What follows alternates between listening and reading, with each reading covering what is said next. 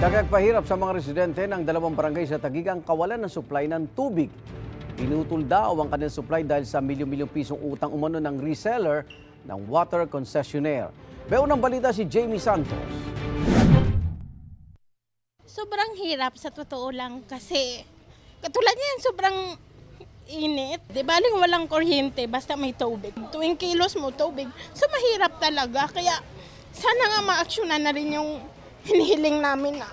Pila-pila ang mga baldeng ito ng mga taga-barangay Pinagsama at Post Proper Southside sa Taguig na walang tubig mula noon pang May 1. Nakikiigib sila sa isang residenteng may deep well o balon. Nahihirapan na po ang mga residente dito po sa amin.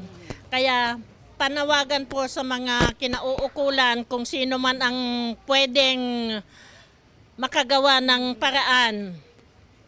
Tulungan kami. Sabi ng mga residente, pinutol ang linya ng tubig sa kanilang lugar dahil hindi raw nakakapagbayad sa water concessionaire ang reseller ng tubig doon. On time naman daw silang magbayad ng kanilang bill sa tubig sa reseller. Pinuntahan namin ang bahay ng sinasabing reseller ng tubig. Pero ayon sa nakausap namin, wala siya sa bahay. Ayon kay Kagawad Jobber Cambiao ng Barangay Southside, nagkaroon ng problema ang kanilang consignee ng tubig. Failure of payment po. Ang sinasabi po ni Manila Water is 5 million. Kikipag-ugnayan po ang barangay doon sa both parties.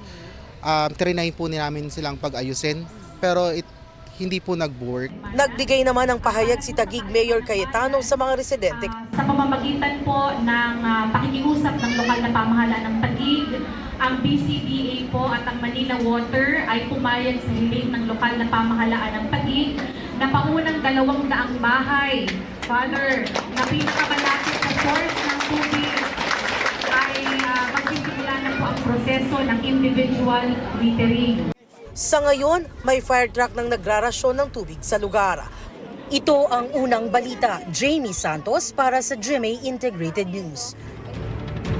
Igan, mauna ka sa mga balita. Mag-subscribe sa GMA Integrated News sa YouTube. Sa mga kapuso abroad, subaybayan nyo kami sa GMA Pinoy TV at sa www.gmanews.tv.